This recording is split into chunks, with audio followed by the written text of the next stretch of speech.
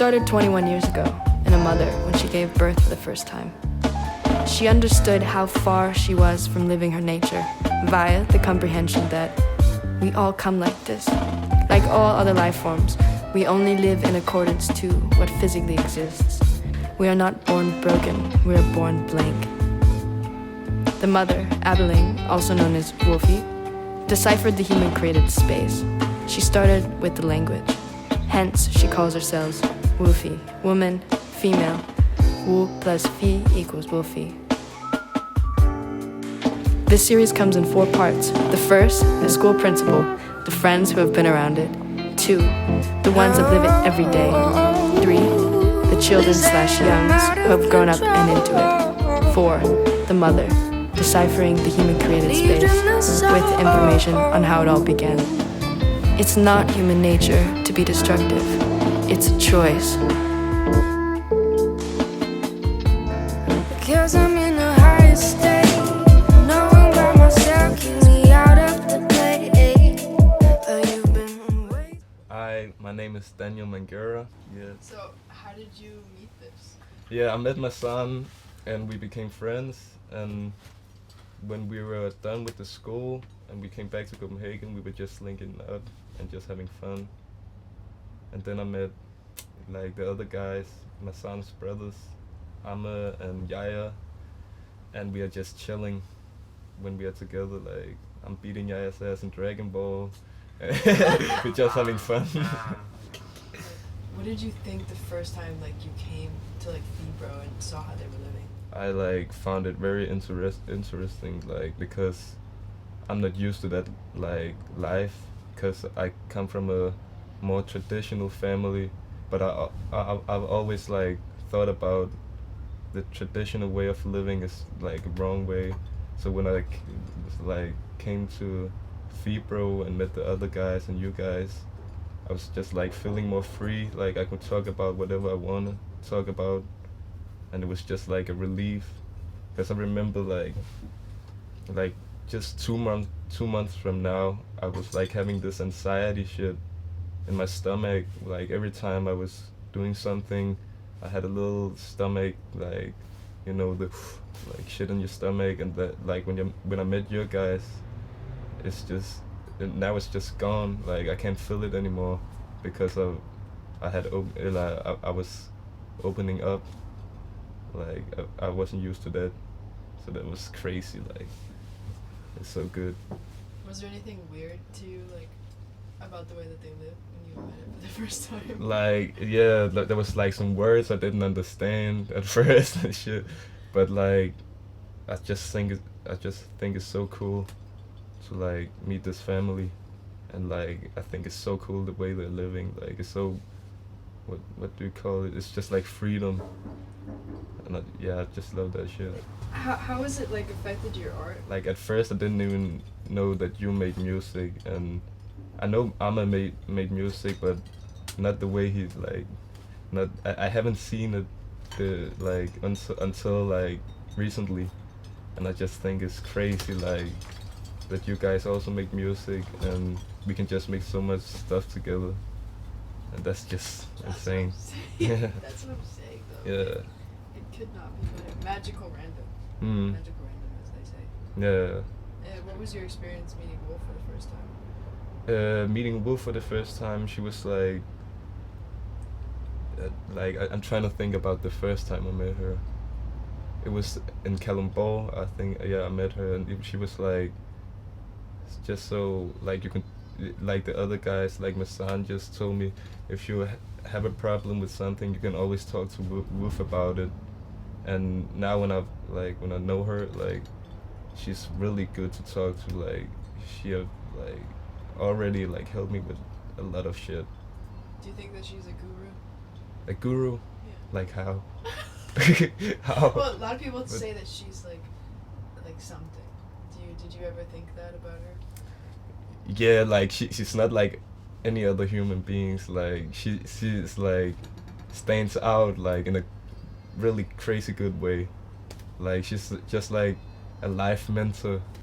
Exactly. I haven't met any mothers who was with Like, and I think that's so crazy. Like, Obviously. yeah, it's just like so cool. Like, you can have so different, like, you can have so different lifestyles, Backgrounds. yeah, backgrounds, but like still hang together. Like, that's how it's supposed to be. With my mom and my dad, like, it's they took it out on us, like, kind of, cause like we felt something. Like, we were like, okay, shit, my mom is talking all this shit about my dad, and my dad is talking all this shit about my mom. Like, of course we were kids, me and my brothers and my brother and my sister.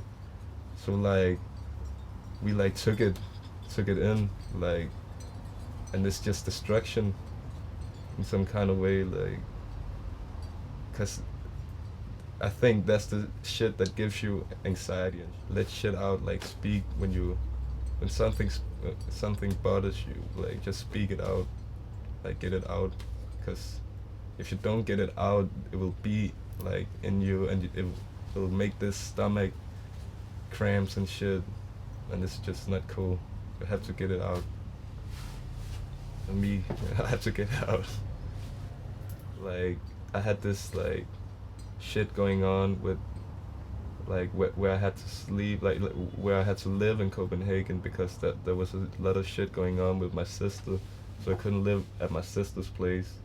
And then Wolf told me, like, you can come live with us and just be here until you find something. And she told me, like, it's my, like, decision if I wanted to be in Fibro, because, like, she was like, if you want to live here, like, you have to you have to let the human damage out. You're going to help with the things, all the Cleaning. yeah, the cleaning, all this stuff, like, but she, like, just told me, like, the human damage can't, like, we can't bring that in Fibro or in Kalundborg or on Healer, yeah.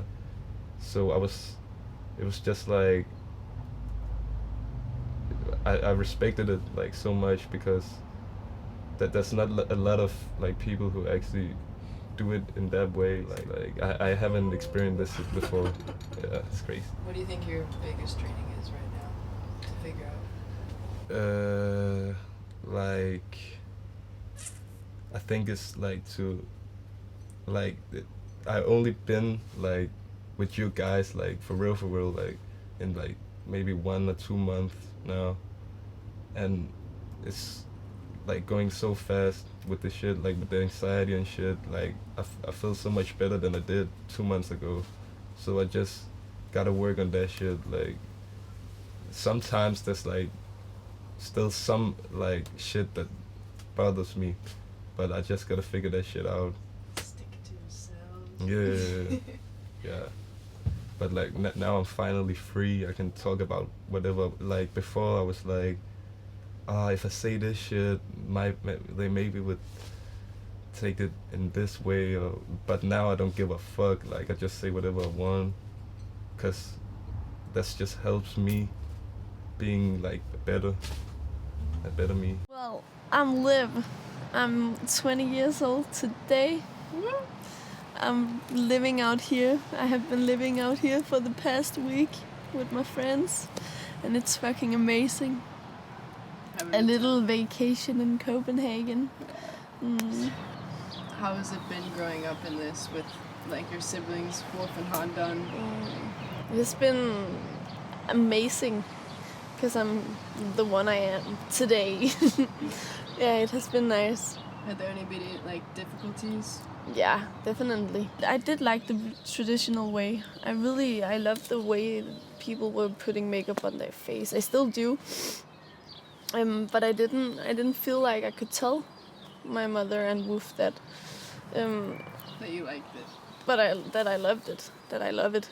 But I didn't feel like I could tell them, so I started to go in this traditional man damage and hide it from them, and so on and so on.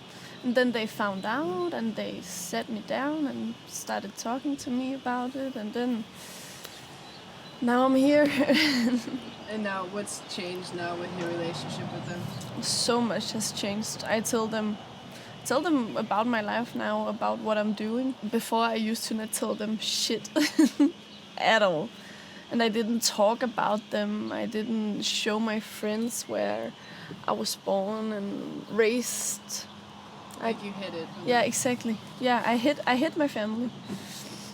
But now I'm showing it to everybody. It's dope. Yeah. How do you see Wolf's kids as guys like growing up in this? I see them as my fucking good friends, you know? And my brothers and people I can have so much fun with and piss them off, you know? And what about relationships?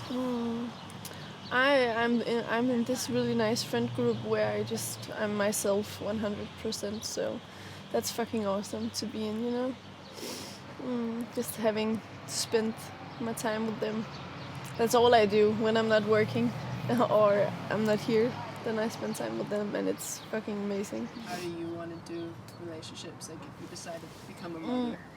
If I find this man I am attracted to, but if I find this man who finds me attractive and we are having a blast and this nice time together, then maybe that's the father of my children or not, I don't know. I don't really do relationships. That's all the jealousy and shit like that, you know? All the tension between two persons when you do it the traditional way, that's not me. Not at all. Not at all. What would you say the con is of living this? Well, I choose not to live damagedly. I'm just here where I am right now and living my life, and I can feel I'm happy and I'm surrounded by so many great people. And what about art and creativity, like coming out here? I love being out here. I've brought my little drawing book and I'm looking forward to start drawing a little, and yeah, I love being creative. I've been creative my whole fucking life. Yeah, I didn't like the school system, and yeah, so we got out of that shit and then we just started to use our hands and learn the natural way of doing things and the things you need. Yeah. Methods. How do you use the methods? Well, we didn't use the methods that much at first because we didn't know the methods yet, if you get me, you know. So we have all been evolving and not practicing this man damage and just being ourselves in this beautiful world, man. We're so lucky to be here. I'm just right here, right now. Nothing else, nowhere else. Just doing me.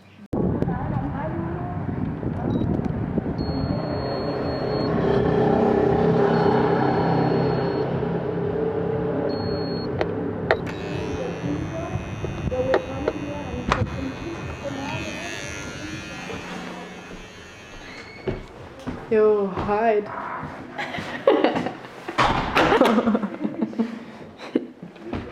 Original Danish, we call it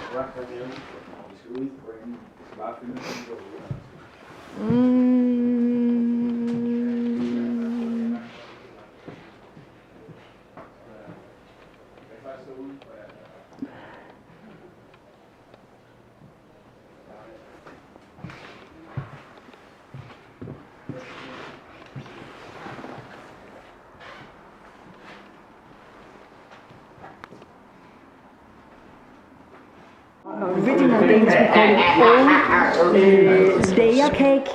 And the blueberries. And you would get an African dish. My name is Adayaya. I am from Denmark. And I'm 15 years old, and that's really it. Yeah, I'm just chilling. What do you think about this film that we're making? I really enjoy working on it and just seeing all the stuff like Ellen and all that. I really enjoy it. What did you like about Ellen's interview? Just the way how she ended, like how she spoke everything out. For example, just everything. How she just completely destroyed the traditional way of thinking. with the sexuality and all that, because I haven't been there yet. No, you're in the So, but 15. hearing that compared to every other thing you hear, it was just really, really fucking nice to hear something that's just way more resonating than all the other stuff, you know. The one thing that I could say was kind of like, how do you say it? Difficult? Difficult. Yeah. Not really difficult, but in a sense, but just like there could have been some more friends around me and all this, but of course I was still happy because I don't really need a few friends. But in all, it's just been a really good life growing up. And you're 15, and so Yeah, I'm gonna still really learn. young, so I'm still growing up in it, but so far it's been really good. What about spirituality? Spirituality? I really just believe in the what is now it's called, the facts. The facts. The facts. Yeah. You know, like, yeah, that's what I believe in. But if you like believing in spirits, that's okay, as long as, again, that's so okay. It's so okay to like all these things, even if they're traditional. The only thing, but it's just that if people are not happy doing the things, then it's not okay, because if they're not happy, and if it hurts other people, then it's not okay. I don't feel like it's okay. Let's go for it. Yeah, as long as it's not destructive. Exactly. As long as it's not destructive to others and the world, and you enjoy it, then do it. It doesn't matter what other people say. Just do it because it's for you. You're the most important judge here because it's you. It's your outfit. It's your body. It's your everything. So you should really just be more happy with yourself than trying to please others. And my next question is, we just saw in National Geographic that racism is a human constructed idea. What's your take on racism? Racism is, again, it's all in the human brain. There doesn't exist any racism. It's just all in us humans that racism is a thing. Because again, the National Geographic things show that people are biologically the same inside. Completely the same. The only difference is that our appearances are different. That is the only difference. The melanin. The melanin, the small eyes, the big eyes, maybe the small nose, the big nose, the mouth, and all that. That's the only thing that difference. And racism doesn't exist. It's just inside people's brain. Like, it's so stupid that racism is like, I don't really know what to say about racism. Just that it's just stupid. It's just stupid that there is racism. That people like think that there's different just because you have a skin color, because you look different. Why should I not be approached because I have it? Why should I be because I have melanin in my body? Why does some people automatically think that I'm violent, or maybe that I'm tougher? That if you bump into me, I will say like, hey, what, like, what you talking about? I don't know. Like, I just feel like it's so stupid that people have it in their brain that it exists like that. That there really is difference between us, because there really isn't. What are the pros and cons to living the way you do? All right, so we're just gonna have a list here. Let me just think. All right, first a pro. Again, being able to be myself in my home. A con, social things. The social things for me growing up was a big thing, but it was not the determining factor. Because I'm still growing up in it, and now I'm getting the social, because now we know that it's so important. So now I'm getting the social, but that was still a con. Another pro, let me think. I'm trying to think pros and cons. Another pro. You're navigational. That's actually true. Yeah, that we're navigational in what we do. We don't that. Actually, no, I got another one. The pro is that we don't get shut down when we want something. I mean, like, not when I mean want something. I mean, like, when we want to try something. Like, for example, let's say with weed, where a lot of other people with the kids would just say, no, you should not do it. No, and don't tell them why. Just say, oh, it's bad for you and all this, which gives them more reason and want to try it. But here, our mom just says, you can try it, but here are the consequences and what can happen. And for me, that led me that I didn't need to hurry up and just try all this freaking weed and all this shit. I waited until I was ready to try it. And then when I tried it with her because she said, but when you try it, I want you to try it with you so you can see the experience. And it was such a nice experience because it was her and I didn't need to rush and hide it anything because it was just, she just said that if you want to try it with me and here are the things that can happen. And it was just so nice that it's not that she always says that she never says that you just can't do it, but says why you probably shouldn't do that. For example, why okay, you probably shouldn't do this because of this, but if you really want to, you can. But I'm not gonna support you in this decision, and all this. It's just been really nice. Just not having the feeling that I had to rebel. Like right now, I'm a teenager. Technically I'm supposed to rebel against my mom. I'm supposed to hate life right now, but I'm sorry, but I'm enjoying life. I'm sorry. I'm sorry. I'm bad at hating life. I'm sorry. I just enjoying life so much right now. It's good. Yeah, it's really good. But I can't. Oh yeah, and you should be like focused on girls. Oh yeah, true. I should also be focused on girls right now, and apparently I should be masturbating once every day. I'm pretty sure that's what they say. Once every 5 minutes. Once every 5 minutes. But I'm sorry, big man. I'm really bad at that. Sorry, big man. Sorry, big man. I'm sorry, big man. I don't think about girls. And big there man. should be a patent on that. Sorry, big man. Sorry, big man. Sorry. But yeah, another con. I just thinking, what is there another con about living like this? The weird thing about just growing up, there was con that Evelyn was also not completely. Like she's still learning. Everyone still learns. Of course, you can't just, and then you're out of man damage. Impossible. Because sometimes we do man damage because it's everywhere. That was a con that of course that it's still gonna be hard living life, bro. Of course it is. It's still gonna be hard no matter what. You still have the insecurities. Yeah, you're still gonna have insecurities and all that, but for me at least, it's just gonna be way easier when you live like this to get out of those insecurities and get out of all the things that's not nice about life. How do you get out of your low self-esteem and insecurity? First of all, talking to someone, just really telling someone how you have it and how you feel.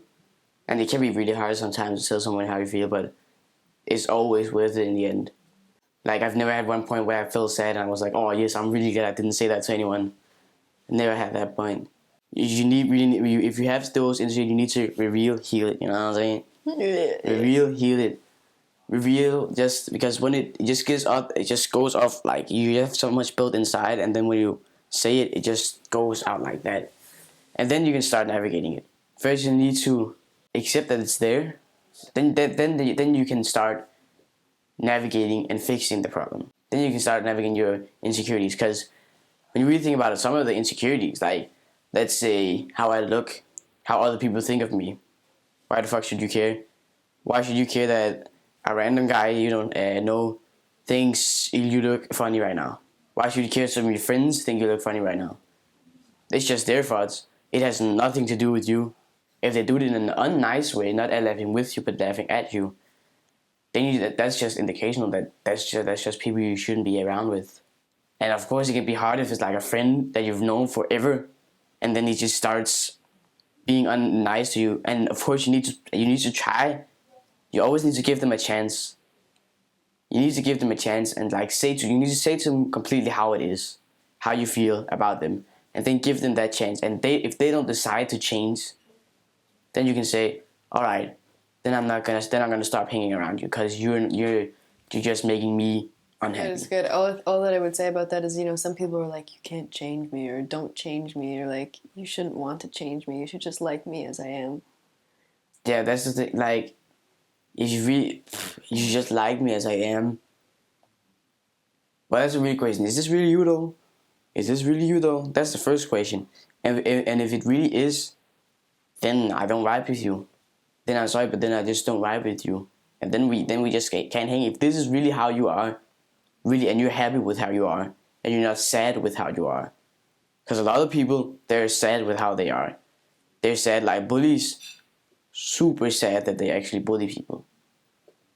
But if you let's say that you actually are like that and you enjoy being like that, then I'm sorry, but then we just ain't gonna hang together because I ain't vibing with you. Mm-mm. If you ain't vibing with, if I ain't vibing with you, I just got no intention of hanging around you, man. And what about like sexuality, drinking, party culture? Like that's all beginning now when you're 15. Yeah. How are you handling that? The drinking, for example, I haven't really drank that much. I drink sometimes when I'm at parties and all this, but I never really drink till I'm blacked out. Cause for me, if you like it, that's totally. If someone likes it, that's totally okay for. But for me, where if you drink yourself to like you're completely blacked out, like it's not really. For me, it's not that. It's not fun. So for me, I just drink so until I'm a little drunk, and that's that because I don't want to just be completely blacked out. I don't find it fun, but if someone finds it fun, that's so okay as well. What about how do you use social media?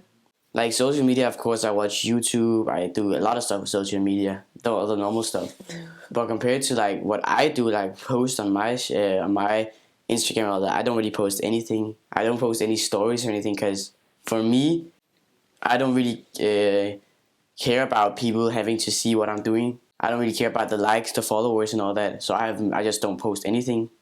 But if you like getting likes and just posting what you're doing, that's so okay. But as long as you're happy doing it, that's really important. Because if you're not happy trying to get them likes, trying to get those followers, and just posting about your everyday life, then just start. Then I don't think you should do it. But if you're happy, then just go for it, man.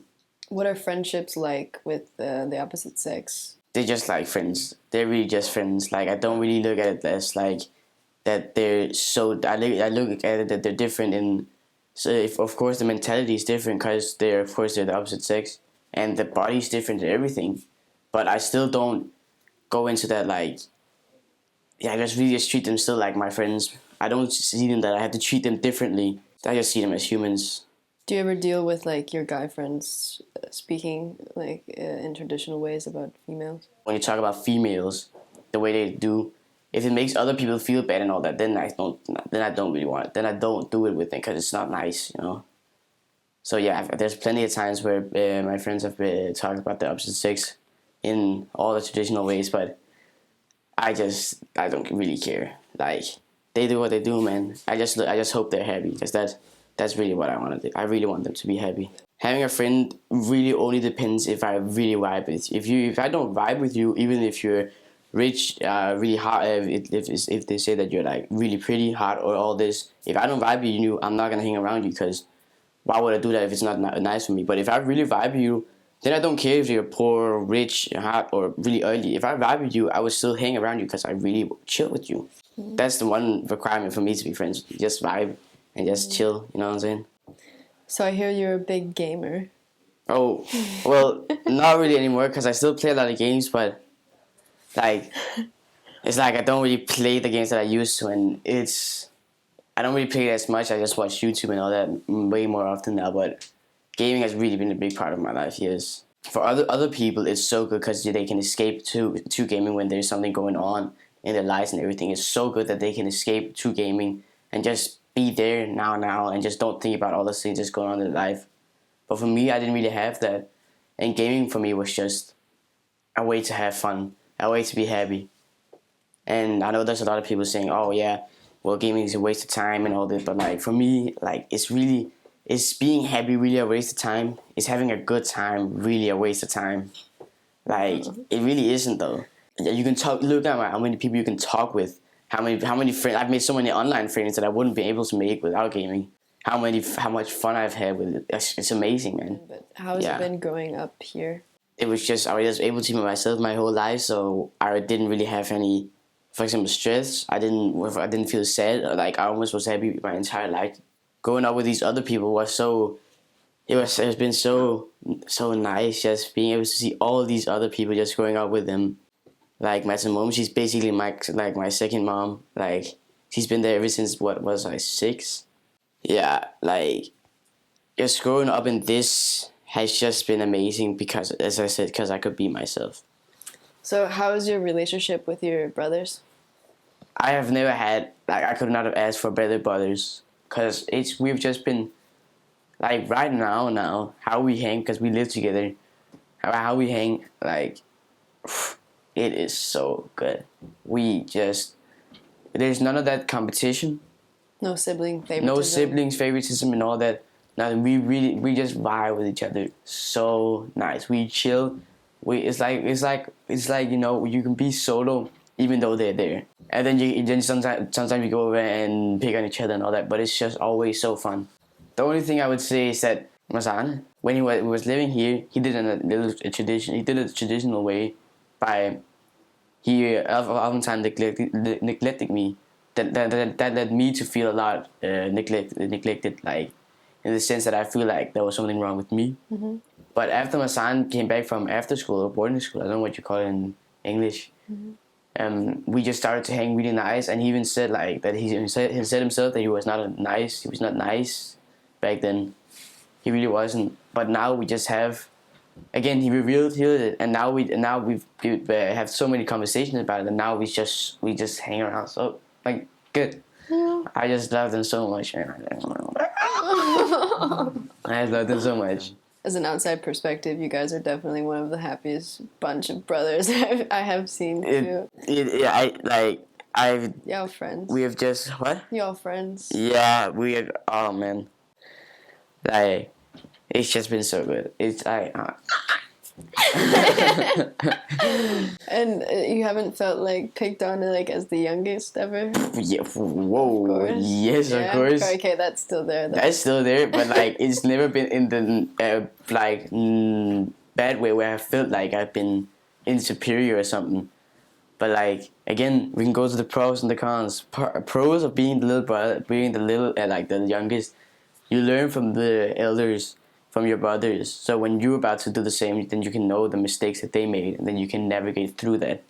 Cons of being the youngest one. The irritation. The brothers that pick on you is imaginable, right?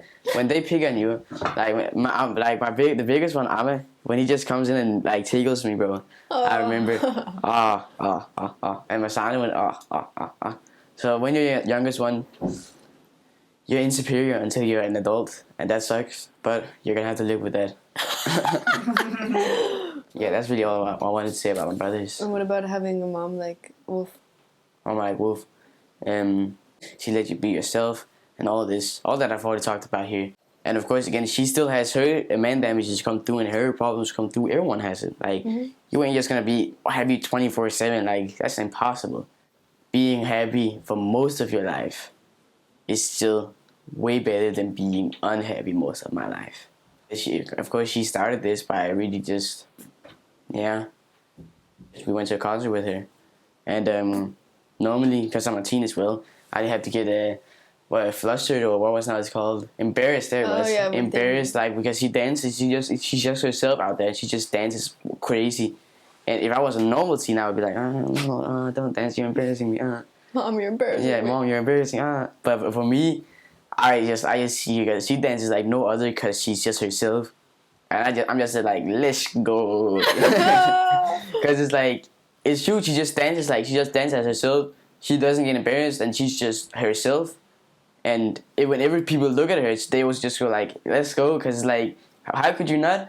Like she's being herself. The other people they're standing there like, yeah, this is a good concert. Not even dancing, like she's living her life. She's just living her life. Exactly, she's just living her life, way happier than most of the people on earth. We're living our lives way happier than most people on earth, and that's just amazing. I really think that's amazing.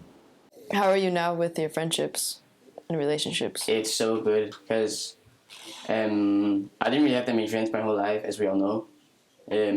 But I didn't need that many because I was still really happy because I was just being myself, so I was still really happy. I didn't need that many, but I had Eco, and then I was had my cousin. We still hang around a lot, and he's so fun. He's really nice, and I fucking love him, and he's just been he's so fun to hang around with. Like we watch series together. We have it so nice that I could not have a better cousin than him, bro. He really is one of my best friends. Really is one of my best friends. And of course now I'm starting to get more friends since I started school. But like he's still gonna be number one, bro. He's still gonna be number one. He really is my best friend, man. He really is. It's just been so nice. And how are your relationships with your classmates? My relationship with my classmates has like just started because we've been online. We haven't really been in school, but I've met up with some of them, and it's been really nice. They've been really nice as well. They really are some nice people. I think I'm looking forward to hanging out with them some more.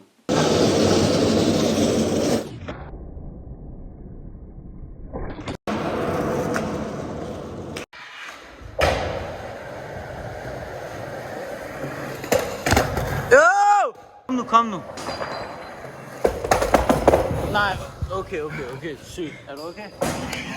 Nej, er du okay? Ja, jeg er helt fint. Nej, sygt. Men det var kæft. Er du dum?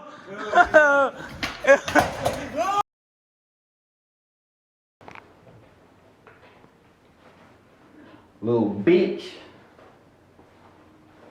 Nah, wait. She's very dangerous. Please help. My name is Marsan. I'm from Denmark, Copenhagen. My father is from Gambia. And I'm 17 years old and just hanging around. Yeah, I've grown up with this authentic family where we, instead of trying to fit into a society as they want you to fit in this box, we evolved to be the best people we can be. And that's it. It's so simple. How has it been having a mom like Wolf? I love people's reaction to when they see her. She has this much different way of being a parent matter. The first times my friends saw her, they were like fucking shocked and oh, I thought she was black and all this. Yeah, it's just hilarious to see. But when people starting to like recognize her for what she really stands for, they dig her. It's a flex to have a mother like that. How do you live differently than like your friends around you? They have these expectations of how they should be and how they should live. They learn from social media and movies and stuff like that, how people should act or how love relationships should pan out, and how your relationship between your parents should be like. Because I'm a teenager, I should be angry at my parents and stuff like that. You always see an angry teenager in a movie or something like that.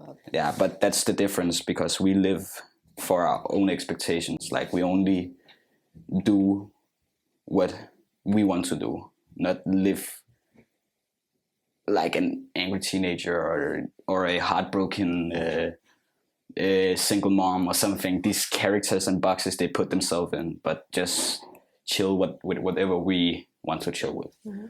And how do you use social media? I'm so fucking bad at social media. How everyone is doing it. Like, I never post because I don't feel the need that people should know where I am or who I'm hanging with. And so when I take a picture of my Instagram, for example, it's just shit. I just post the dumbest shit I do, but I post so little. What about the conformity on social media? For myself, I like to get away from that because I know how fucking sad that is, because in reality, you don't look like that. So when you see yourself in the mirror, you get so disappointed in yourself. And I just don't see a reason why, because you're not gonna fucking change that perception of yourself around other people, because they don't see the flaws, as they say.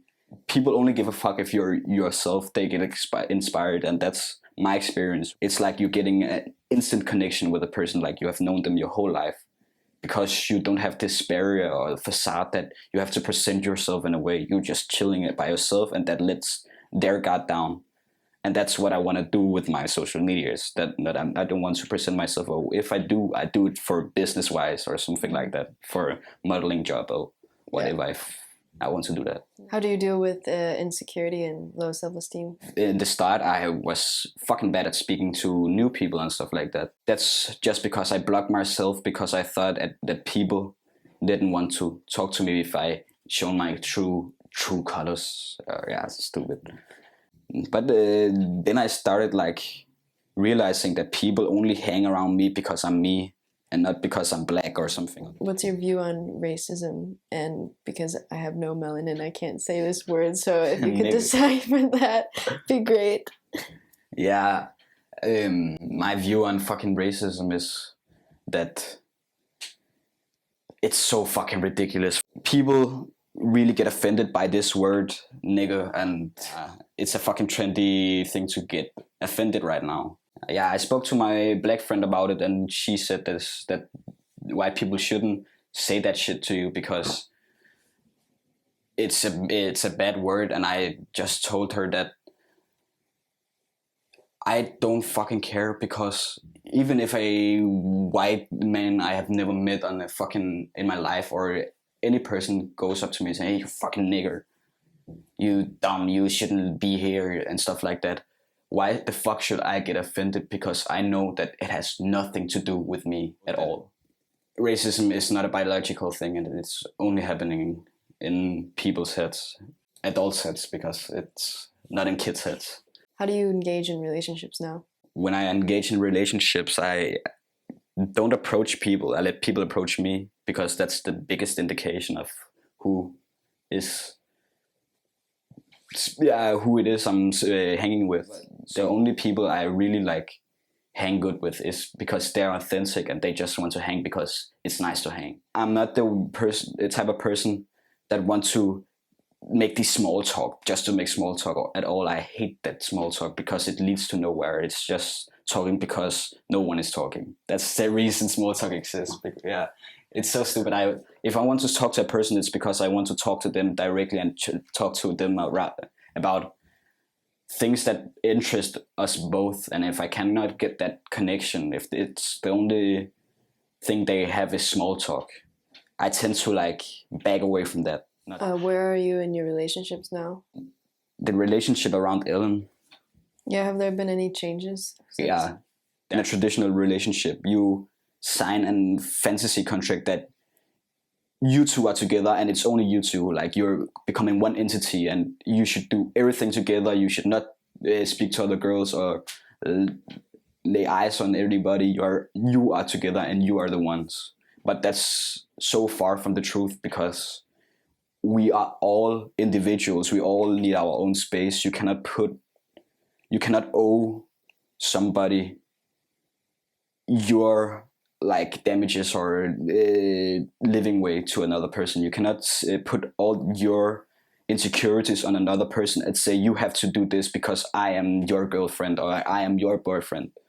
And that's what I wanted to get away from. In the start, she didn't understand it at all. I have not, my whole life, I have experienced it in small bits, but out in the streets, it's only that. It's only about who has the most sex, who has the best clothes, who looks the coolest, who talks the coolest, who hangs around with the cool. Yeah, these kind of things. I really realized that that's the farthest away from a relationship that it could be, because it's not a relationship. It's just a contract or a agreement that never works. And what about party cultures? How do you handle those things?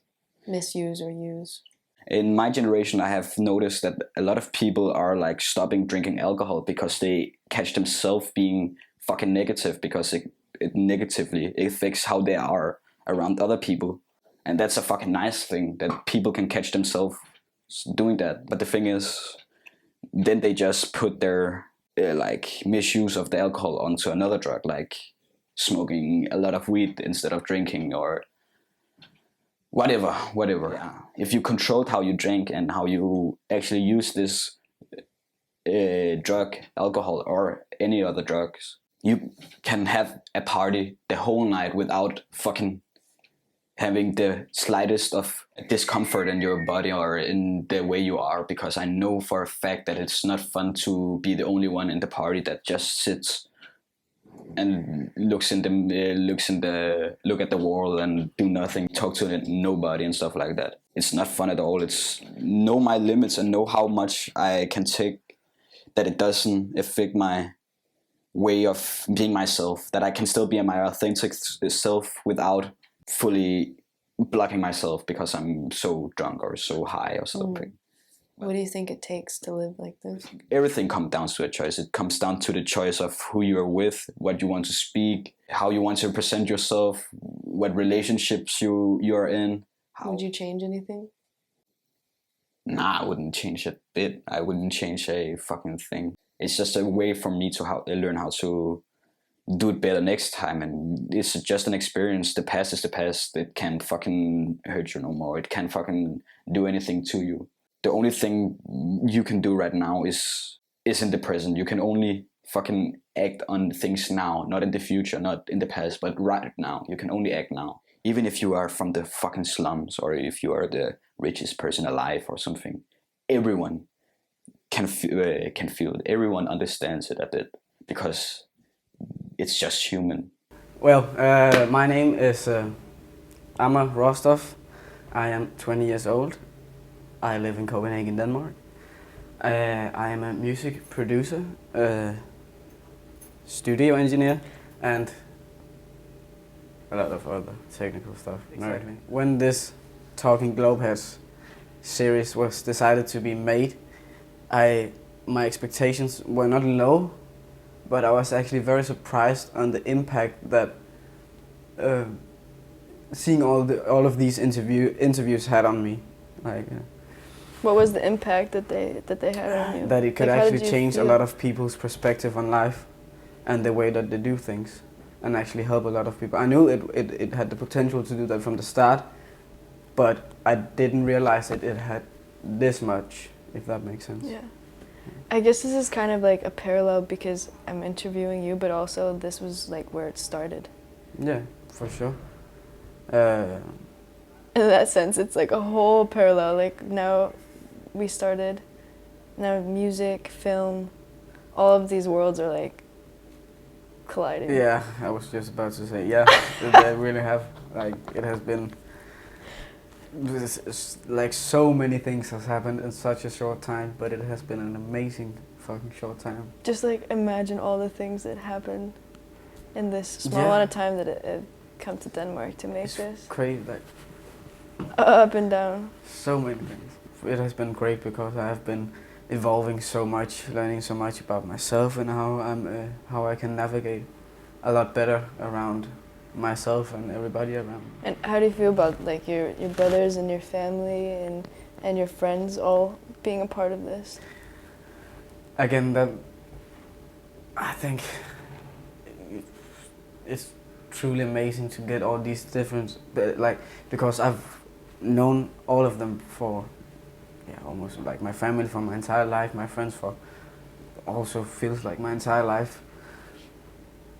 But it has been so interesting hearing these perspectives, these different like solutions like my friends have started to use, or like not acknowledge, but recognized in a way that I have never talked with them about. So hearing them say it like they have done in the interview is a very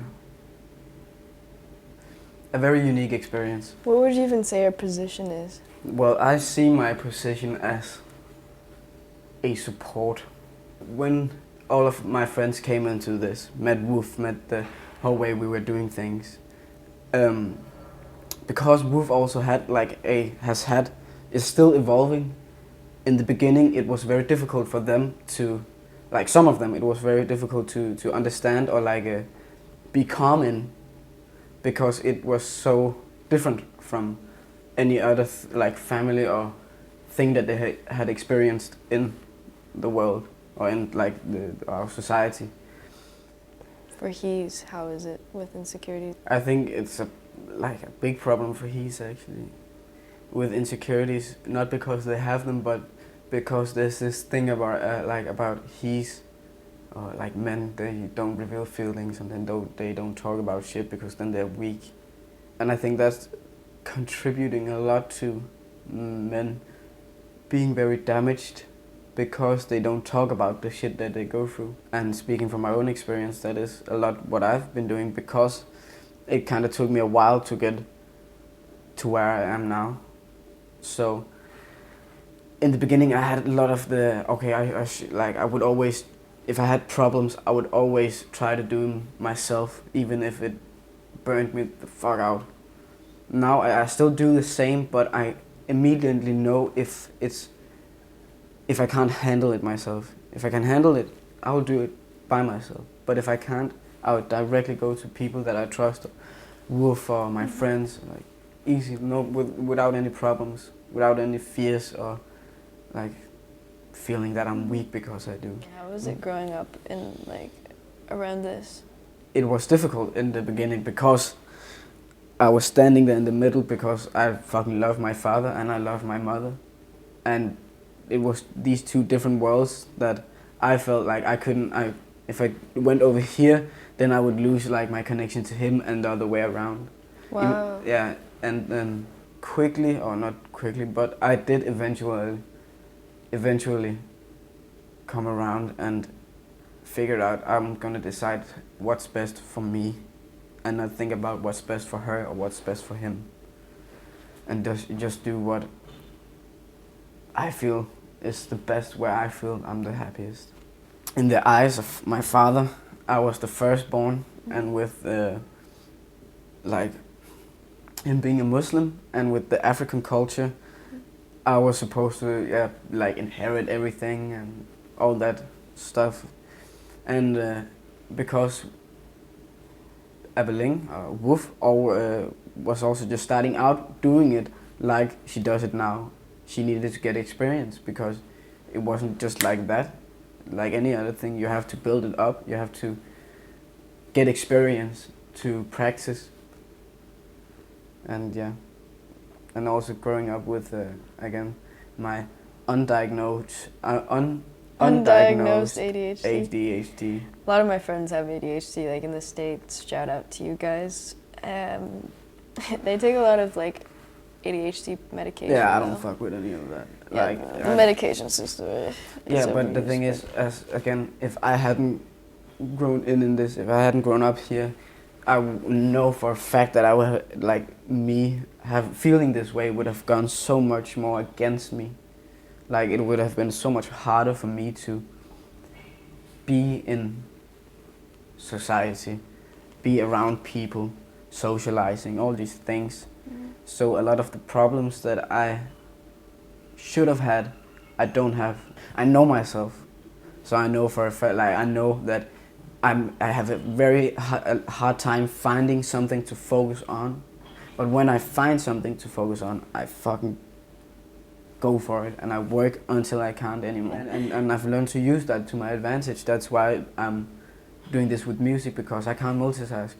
I can't do multiple things at the same time. So I just find the thing that satisfies me the most and then I work on it or do it, or what the growing up here has allowed me to fucking be myself and understand myself, and not having any other, oh, you have to be like this family, or you have to be like this person, or this is the right way to do it and you're doing it like this and you shouldn't do it like this.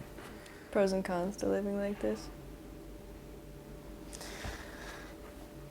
I hate pros and cons, like I'm terrible at this shit. Pros, again, as the others probably have said, you can be yourself. You can always be yourself here. A con,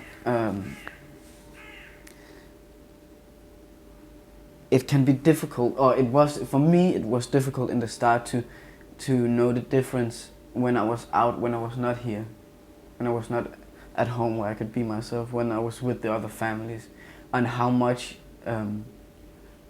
because if I went completely and went 100% with doing it like we do it here, and set rotation, and didn't sit down at the table when we eat, just like picking up a plate and sitting wherever I want, eating in my own tempo, all that shit.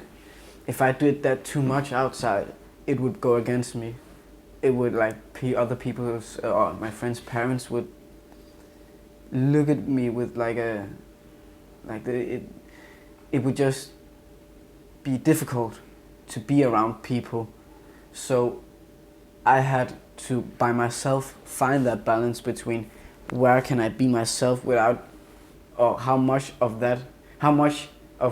everybody else's shit can I participate in before it becomes and affects me, before it turns into like real man damage. Yeah, because so you live closely with it in the traditional world. Yeah, for sure, but because it like nobody else, I haven't met anybody else who does it like this. So it's difficult for me to, I needed to learn to adapt, to go with it when I couldn't be myself. Because it's not everywhere you're allowed to be yourself. But I had to find the balance where I could just be myself enough that I could still feel comfortable. I know for a fact that there's never going to be 100% of people who choose to live like this. And it's so fine. If they're happy, it's all good. But I also know for a fact that there's a lot of people who want to live like this. How is it for you now? Like, you're doing music, you're living your life, you're 20 years old, you're in Denmark. Little motherfucking Denmark. Yeah. Well, first of all, I love living in Denmark. Yeah. It's cold, I love the cold. Small, I like not to be overwhelmed. And there's a lot of freedom to be creative compared to a lot of other places. Where I am now is I have never been more sure about myself, confident in myself, and I've never had more control over how I feel or how I choose to act on my feelings that I do now, compared to the past where it was very difficult for me to decipher when shit was nice or not nice for me. I've been a lot better to not participate in like man-damaging ways, traditional ways that doesn't make me happy or gives me a stomachache or all that shit. It's not that I'm 100% being myself, because I still have to adapt a lot of places, in a lot of places. But I am a lot better at when I'm at these places. I just stay in my own little, not bubble, but in my own little circle, so I don't have to participate in any of the shit that they're doing. And you're kind of more like a witness. Yeah, kind of. No, well, I'm just doing my own thing. And that's also because I have always been, that ties a lot together with, I've always been very good at being alone. I've always enjoyed my own company, just me chilling, working on shit. I haven't had that like need to socialize all the time. So me just doing me has never been a problem, and it's only getting better when I'm out places where I can't be me. What do you think about the schooling education that you had? I'm very glad that I had that those few years I did have in school, because I really learned quickly that it's a waste of my time, because there's so many other things I want to do. Not really that many other things. There's music that I really want to do, and if I'm gonna, I've always had the thought of if I want to live off music, if music is the thing I want to do full time, I need to do it full time all the time. So I don't have time for school. I don't have time for things that I'm probably never gonna use in my life. So, but I wouldn't have known that if I hadn't been to school. Education-wise, again, there's so many people who define themselves. Again, also a reason why I think that people need this, because there's so many people who define themselves on a fucking number. Or you didn't get a 12 or A plus, or what you call it in the States. You know.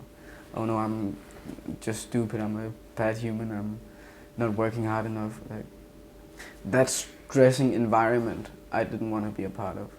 No, I would much rather choose to focus my energy, all that shit for how many years, into fucking art, into being creative, into meeting other people with the same interest, collaborating, creating all the time, just like I'm doing with you.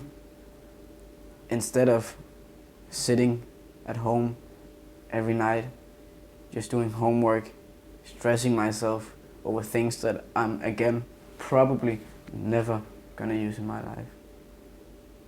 I think a lot of people could hear that. Like, they But need not to a lot hear of that, people yeah. are telling them that. No. That they don't need to stress. That they can do whatever the fuck they want, as long as I think you can do whatever you want as long as you're not being destructive. Because there's also a lot of people who drop out of school but then just waste that fucking opportunity to not do anything, or to do something instead of school. Oh, then they go out and they smoke weed every day. Smoke weed every day. No. And just are being unhealthy, not doing anything good for themselves. That's being destructive, even though you don't have school, which is a lot of the time also destructive towards yourself. Like, if you don't want to go to school, don't go to school, but don't do nothing. Do something creative. It's it's too rare that I see people knowing they have a choice to go to school, for example. That they know that, okay, if I want to do something else, I can go do something else. Instead of wasting my time and energy on things that could probably make me so much more happy. And again, that's the thing, even though I'm not going to school, I'm not wasting my time, because I'm working hard every single day, almost every single day, on what I want to. Doing what you love. Exactly. Again, how do you go about making your music? A lot of people have asked me, like, what goes through your head when you make something? And I always tell them the same thing. Nothing. Like, when I sit down and I make something, nothing goes through my head. And when it does, when I think, oh, I want to make something like this, I want to make a hip-hop beat, I want to make a jazzy kind of beat, I want to make something, then it never, ever becomes anything that I enjoy.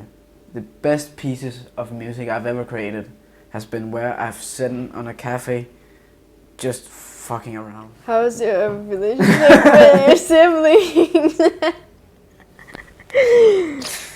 Wow, I felt so much love for the siblings. The siblings are important, man. Like, siblings are everything. Like, there's not anything I wouldn't do for those two, for all my siblings.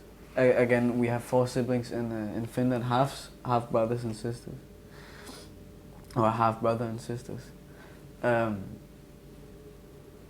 it's only natural that I have a lot stronger connection with my full-blooded brothers, because I've lived with them my whole life, and my other siblings I have only like met a handful of times, or a lot of them, but I still fucking love them to fucking bits. Everybody is so, every one of my single siblings are very important to me. No. I don't know, I think your brother relationship is hilarious, and it was really cool to hear that from Yaya and Masana. Yeah, I think that was also because they were together that day. Yeah. They were doing an interview here. Like I think there's no greater joy for me than to tease my brothers, especially Yaya. That is something I am very proud of as a big brother. No. Being able to tease them, but again, not in like a not nice way. Oh, I don't know for their sake, but for me, it's never like anything. Not violent, but like it's not like fighting or brawling. No, it's more teasing like is funny. It's like dopamine releasing. It's Yeah. like connection between people. But it's just the best. Like if Yaya, he's just like he's tired and he's just lying in his room in the room, and I just come in and look at him, and he already knows like, no, please, no, please. I can And hear he's him doing- saying that. Yeah. Man, no. Oh, it's the fucking like, and he hates water.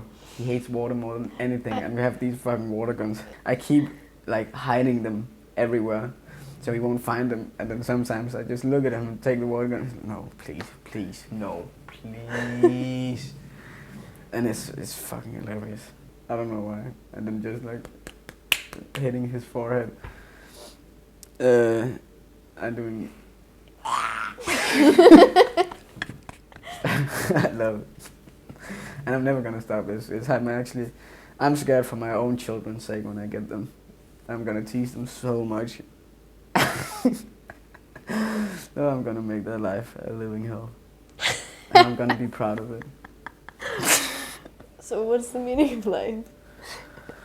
Well, And that's what the a very... fuck do you believe? What do you believe in? Like, what's the meaning of all of this? You wanna know what I think the meaning of life is? I have If two... you say I've- Peter Jensen, No. then this interview is over. You can't.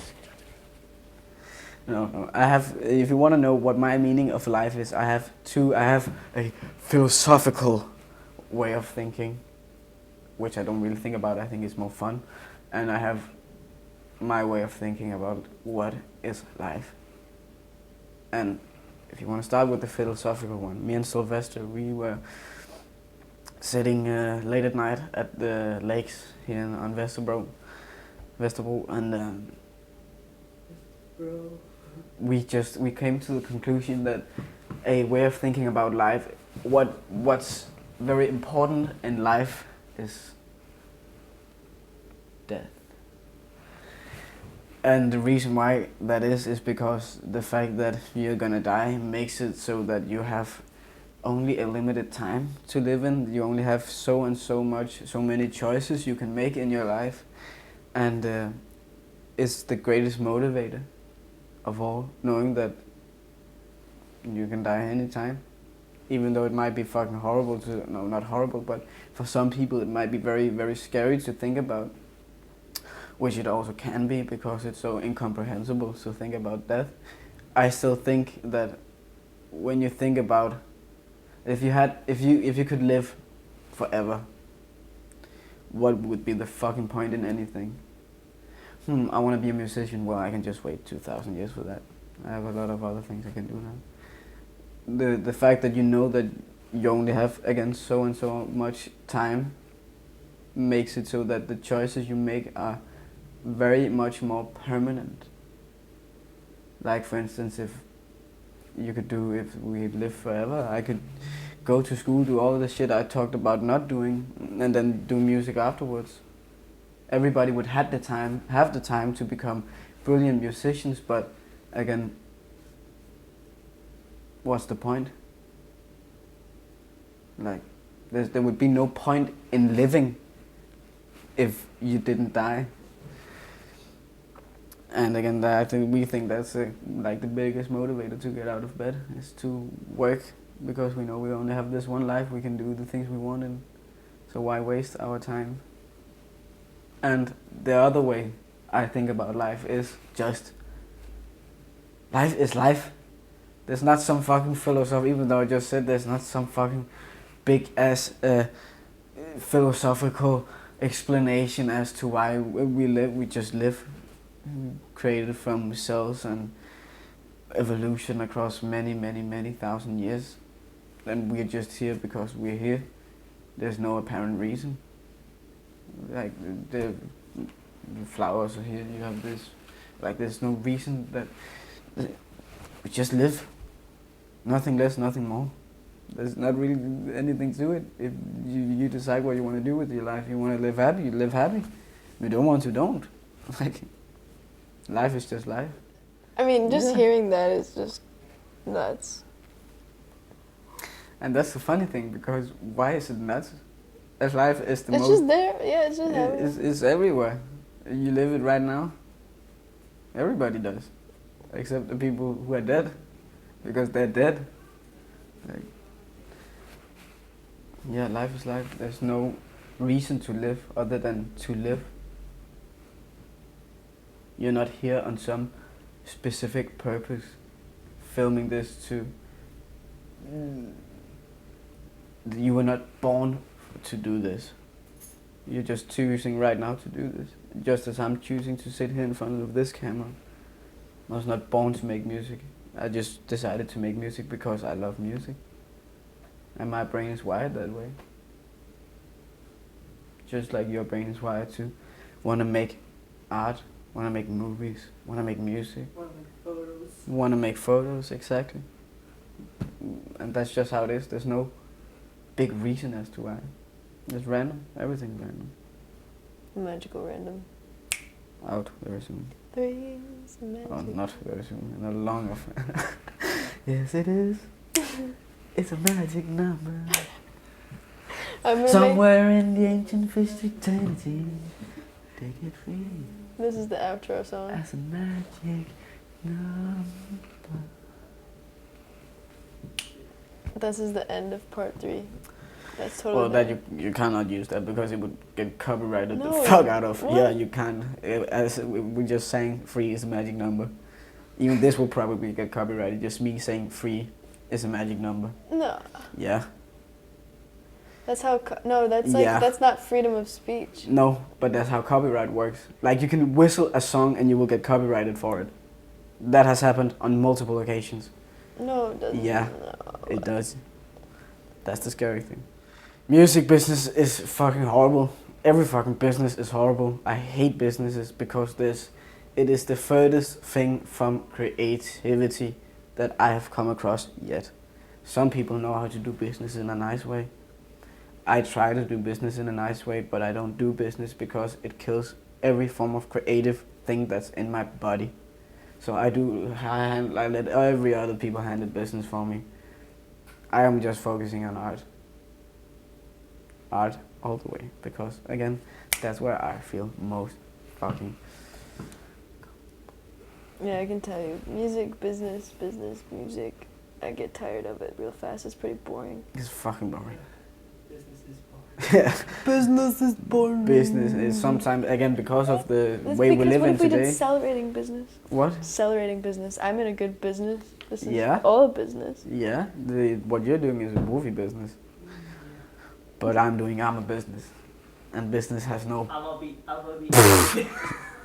Oh, we listened to I'ma Be Black No, Eyed no, no, Peas on the way back in. Tommy was cracking up. That'll be the bane of your existence. Bane. That's going to be Yes! song. The fire rises! 10 seconds, then it's not copyrighted. You think darkness is your ally? You merely adopted the darkness. I was born in it, molded by it. I didn't see the light until I was already a man. By then it was nothing to me but blinding. Time to go mobile. Nice. Yeah, well...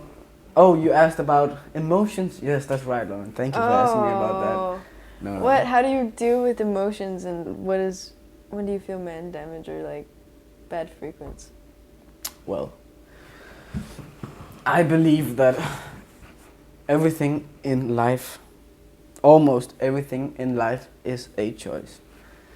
I choose on what I want to do, I choose how I want to act, and I choose not how I want to feel, because you can't choose what you feel. I don't believe that.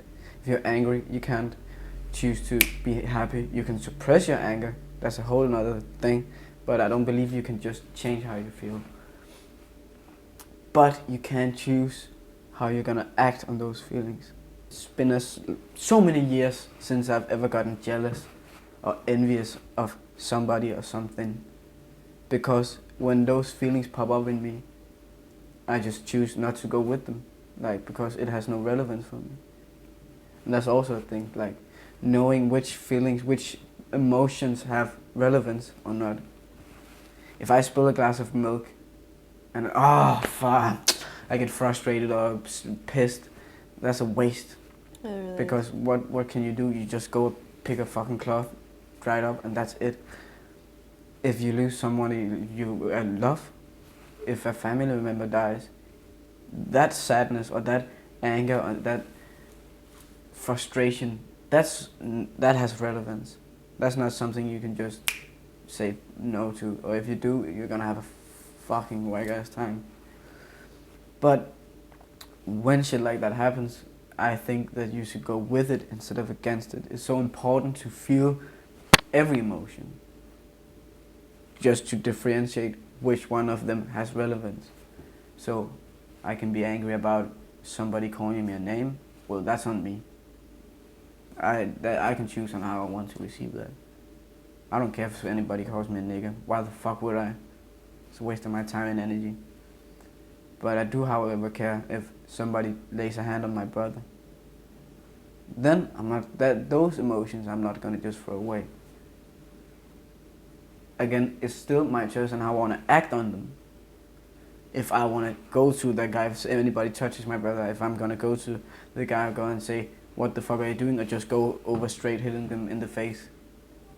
That's my choice on what I do want to do with those emotions. But like, I can't just be happy when I'm sad. I can't be sad when I'm happy. It doesn't work like that. But I can choose on how I want to act on it. That's why I never get jealous no, I wouldn't even say jealous. In my past relationship, it maybe like it came up a few times, but I always neutralized. I always knew that it had no relevance. Thought, why? What good is it doing that I feel this way? Nothing. So why do I feel this way? Why would I let myself feel this way? I shouldn't, so I won't. That's my choice. I believe that emotions are something that you can't control. You can push them away, you can acknowledge them, and you can choose how you want to act on them. But you can't control how you feel. If I'm angry, I can't choose to be happy. Well, then I will just have to do this interview. Hello, Lauren Schuyler. You need a new battery? How has your view on relationships become after meeting this? Just that, again, the relationships and the way that people do them traditionally is just not a vibe.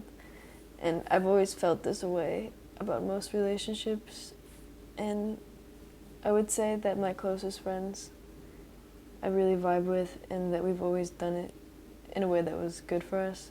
And we just, a lot of the time, there was never meaningless conversations. I feel like in my friendships, I always kind of go straight to the point, especially with people, especially meeting you the first time. I was just kind of like, hey, this is where I'm at. I'm improving. Let me know if this is uncomfortable for you or me. Let's collaborate on this. Because I have no idea what's going on in your head. You have no idea what's going on in my head. So that you're always going to be in yourself. You can't be in someone else's self. So do be you. What are the pros and cons you've experienced? Oh, wow. So far, meeting this? I think the cons is just wanting to perfect it and be out of man damage perfectly. That's a good one. So there was only one con? No. My experience is that you have definitely changed a lot. But you have definitely also become much more Lauren. Maybe that was because I was always like this, but you just got to know me. No, because I've also heard from a lot of other people the same thing. Not only my experience, it has also been a lot of other people's experience. We see you a lot more. We see the way you do things. We see the way you talk to people. We see the way that you're trying to, you're really improving the way you're doing better for yourself. I see that at least. And I know for a fact that a lot of other people do. And I think it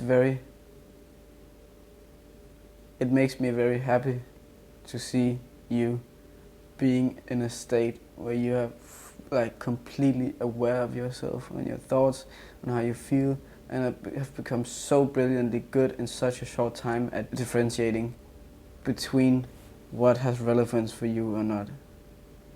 Between your parents, how you are so much better at looking at, no, this is not what I want to do. Even though you might have to do it, you can still acknowledge that that's not the way you want to do things. You want to do what's best for you and the people around you. And that is not the Lauren I met the first time, with all her metaphors about everything And pink hair. and pink hair and just not relaxing, being in a relationship that did not seem to benefit her at all, or maybe not benefit, but didn't let Lauren be Lauren. And again, I know I can speak for a lot of other people when I say that that's not the case anymore. Damn right. Damn fucking right. And it'll keep going and going and going and going and going and going and going. And why hasn't the camera died yet?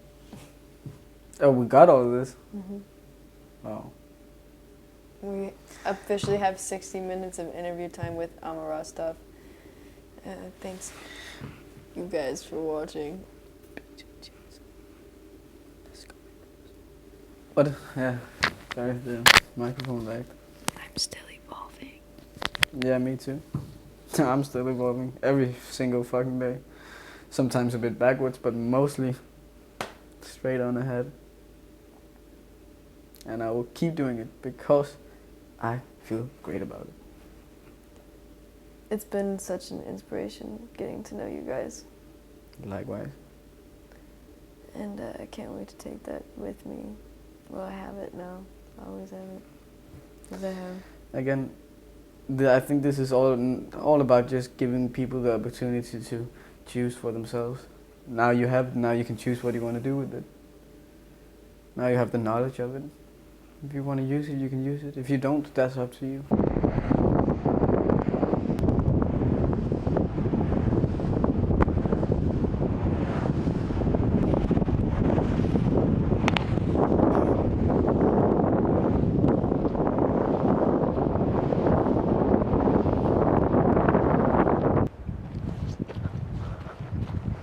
So I go up on the tree, you go out and take a fucking pic.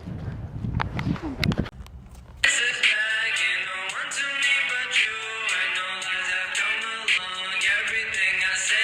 Satisfied with, because right now I'm not satisfied with anything. Today we are in the studio and we are doing a little behind the scenes footage for you guys to see how, a typical creative session for us goes. We just spent the last hour surfing through beats and then finally Amma was like, we have to make one from scratch and that I have to write. And I've already written 5 things, but I think that was just a pre warm up. Yeah. Warm up exercise. That was the warm up. We can do this. We're gonna do great. What do you have on your head? Only Danes would get this, but sport I sell. Sport I sell. Sport. Let's make a Minecraft beat. No. Oh yes.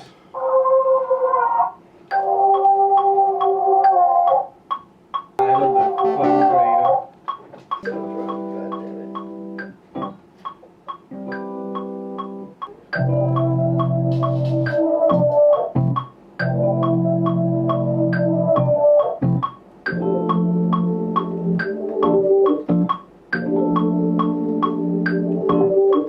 Spend my time, tell me it up your life, but I'll never leave you behind. The way you reject is so unkind.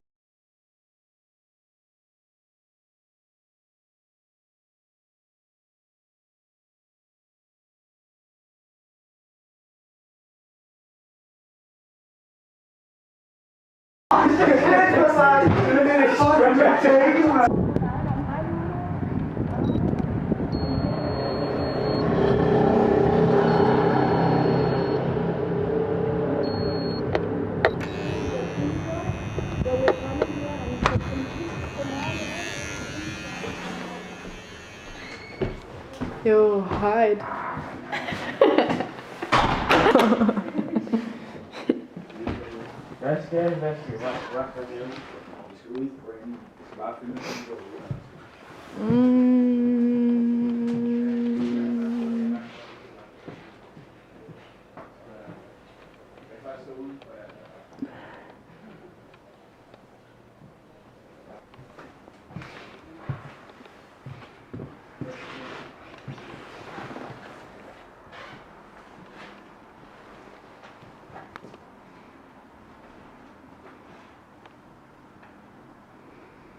You got it. Så så langt mit ansigt der. Altså lidt der på mine øjne.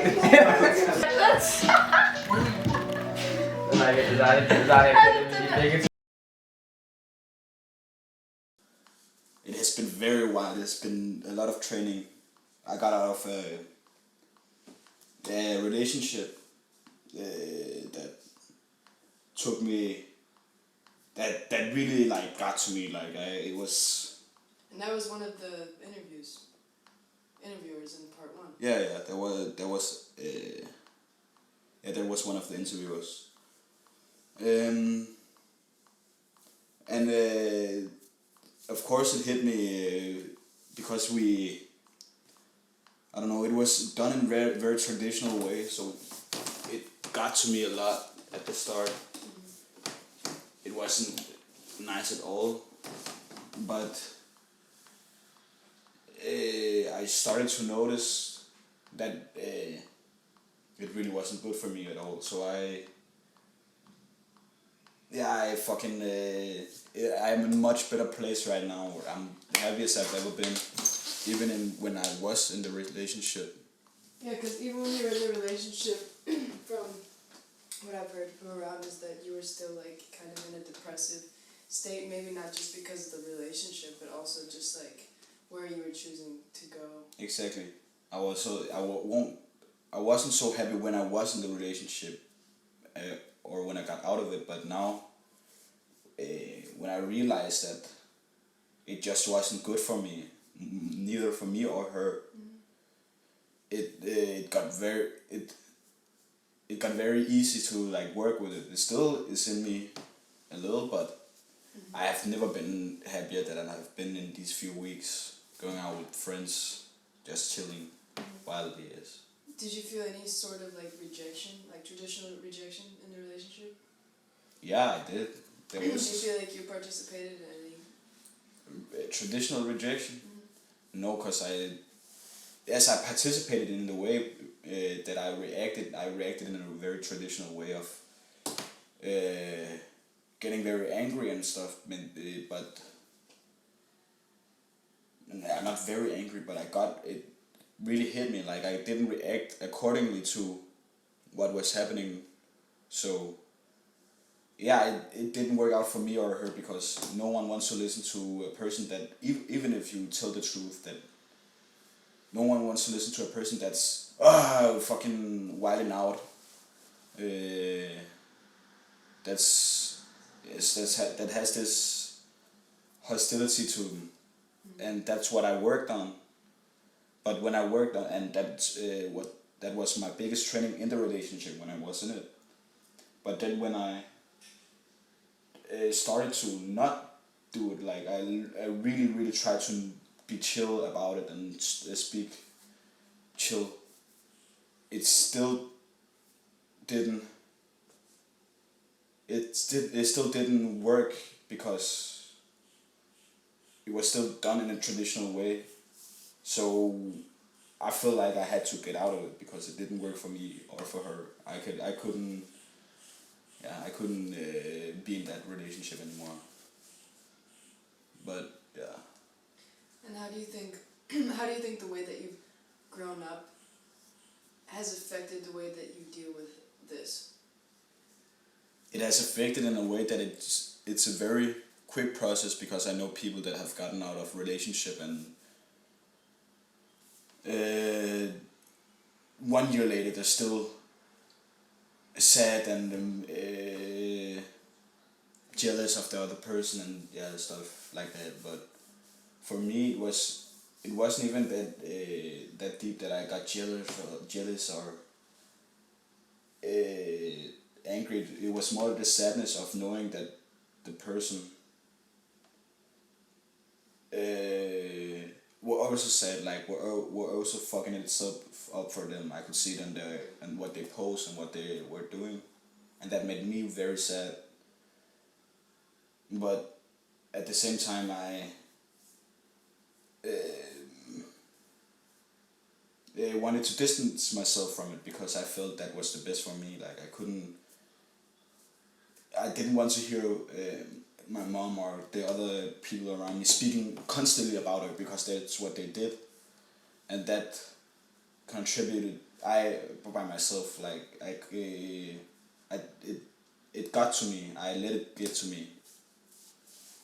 So yeah, it's in a much better place now. It's very easy to to communicate out. The thing I use is just to communicate out what I felt instead of holding it in, because then my thoughts started to run wildly, and that never helps at all.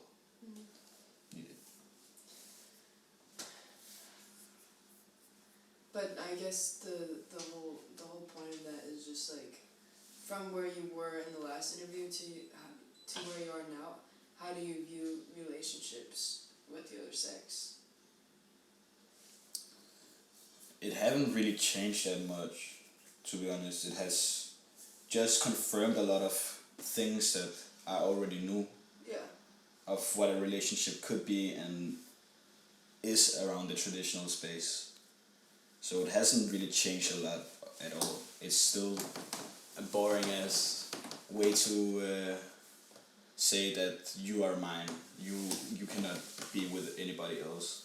But the thing is, the way it was done, because we had an open relationship, as they call it, but it was still done in a not so nice way of an open relationship, but because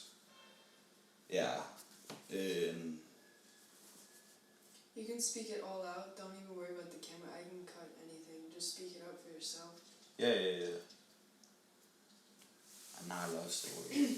But like, for example, so you had the open relationship, because I'm just also like, it'll be easier for us to understand like what happened, like, because you guys are doing it this way, you're living this way, and Ellen also said like a lot of things in her interview about the relationship and how it's open and like how it's super super good, but also we're getting like both sides of like also where it didn't work and where there was man damage, I guess, in it. That the man damage was from the way she wanted to present herself to other boys. She had this, instead of just being like, oh, if I have sex, I will do it. She actively tried to get go on dates and get to know other people, like in this traditional way of having a relationship.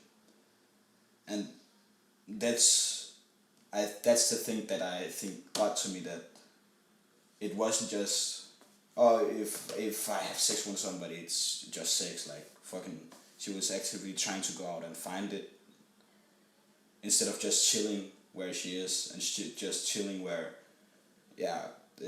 around the people she actually liked to be around, you know. But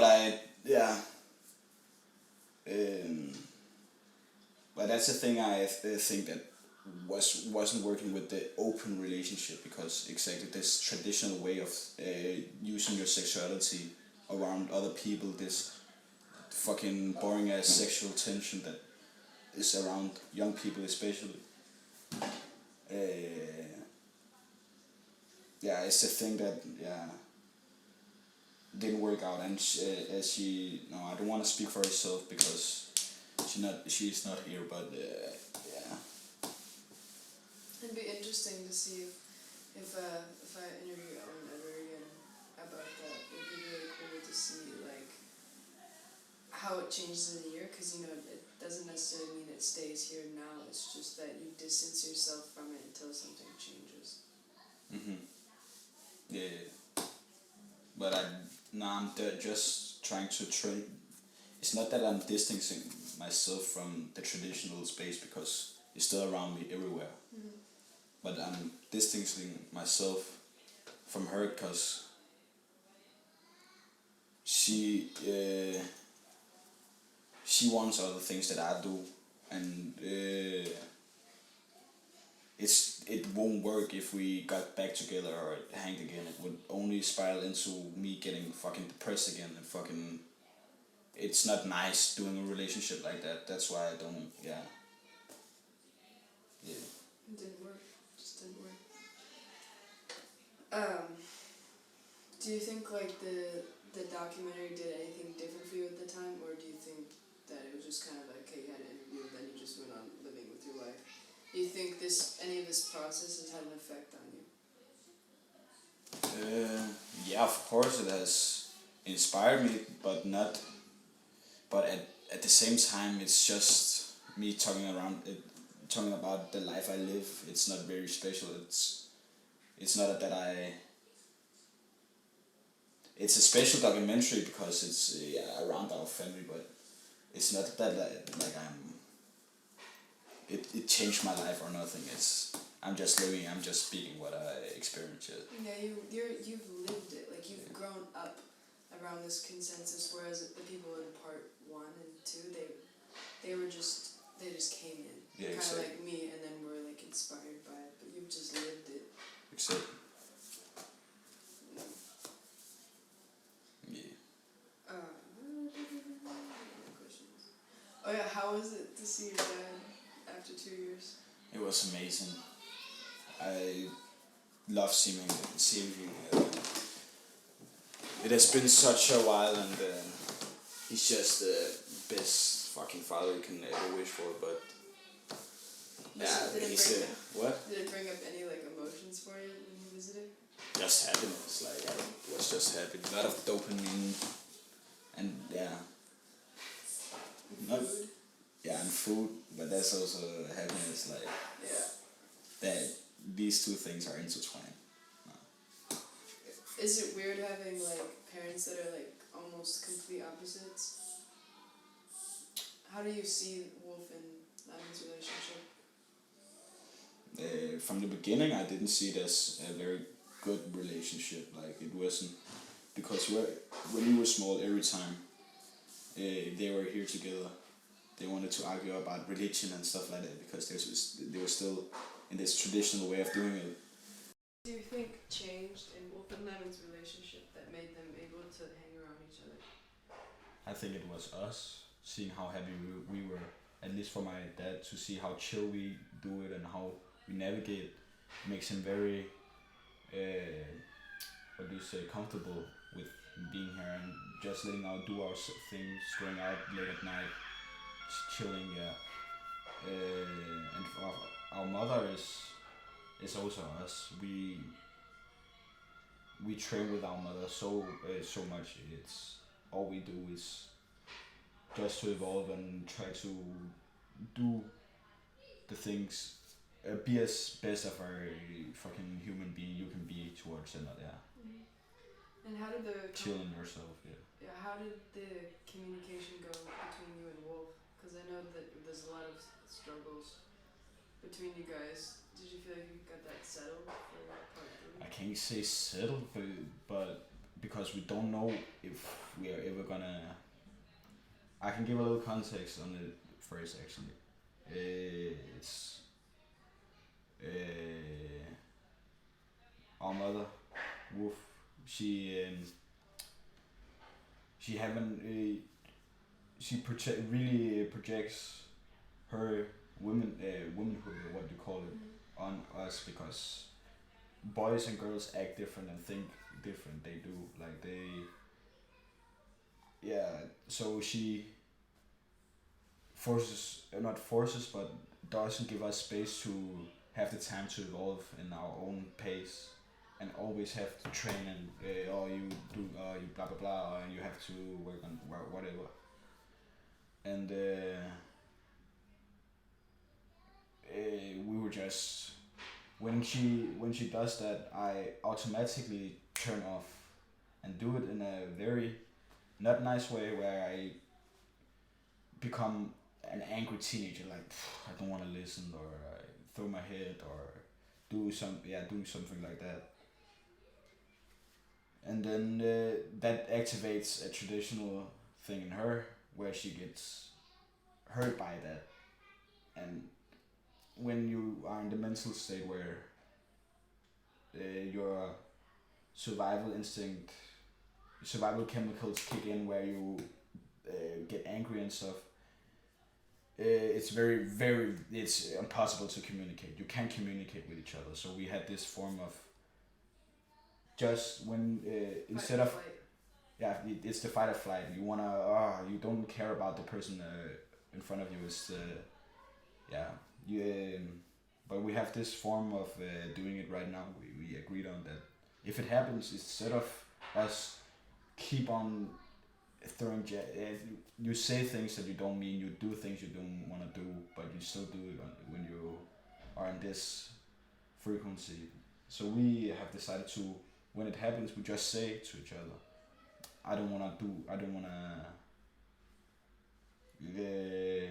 I'm getting very angry right now. I can't think logically. I need to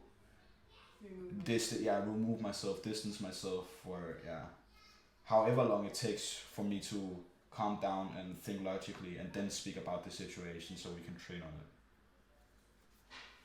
That's super dope though, and that is a really tough thing, and also like between the mother and the son too, and the female and the male counteracting, that can be difficult, but in the way that you guys don't keep pushing it so it escalates too far, because I know that happens in a lot of families. Yeah. But you guys had a good conversation. Yeah, we had a very good conversation yesterday. Yeah, that's awesome.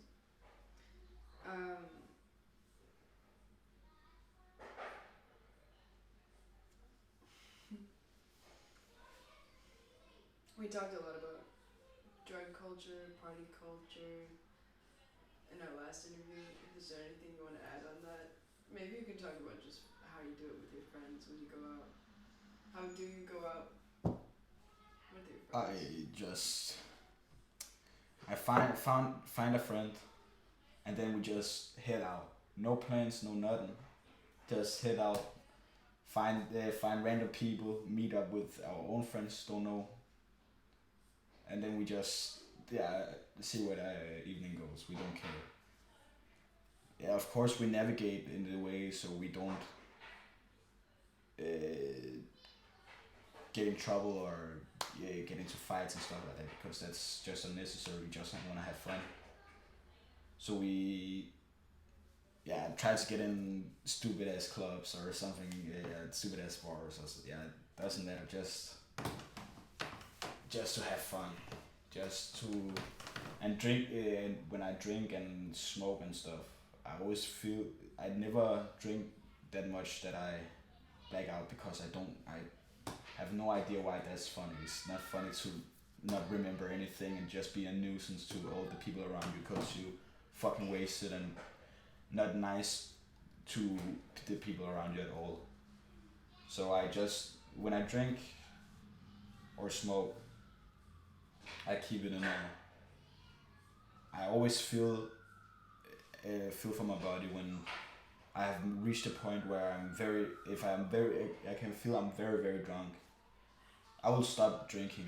Just pause for 30 minutes, an hour, and then you're already sobered a little up, and then you can continue if you want, or stop, or but just being aware. Yeah, and that does it so you can get through the whole night instead of just passing out at fucking 1 o'clock or something. Yeah, because that's lame. Yeah, it's fucking lame. I want to party all night, so if you do that, you will keep it. You can keep it going for as long as you want. You don't need to think about you having to sleep somewhere or nothing. You can just go out all night. And what about now that you're out of this, I don't even want to call it traditional relationship, but how are you going to do things differently when you go out, even in general? I'm just gonna chill, and it's been much easier to just be at the places where I am, not thinking about is she okay, or what the fuck am I gonna do, or it's so sad or nothing. I don't have these thoughts because I choose not to be in them, because I choose to be where I'm at instead of all this shit. because it is just thoughts. It's only happening in my head, not anybody else but my head. So I also have to, how do you say it? I also have the authority, no, not the authority. Authority? No, what's it called? Choice? Yeah, I have the choice to choose for myself, but it's not the word I'm looking for. But either way. Yeah, I guess my question is like, you had your last experience relationship. How do you want to do it differently now? In the relationship. Yeah, like if you enter into another, just. But I ain't thinking that far. I will just do it. I don't want to think about how I'm gonna do it differently. I'm just, if it happens, it happens, and I will see if the person is willing to evolve with me or not. If they're not, if they are, we don't know. I can't say that. Okay. In traditional words, they would just be like, okay, I'm single and I'm ready to mingle. It's so cringe when people say that. Oh, I'm single and I'm ready to mingle. Like, I'm gonna need to make that light skin TikTok. I'm alone forever alone. Are you ever scared of being alone? I'm always alone.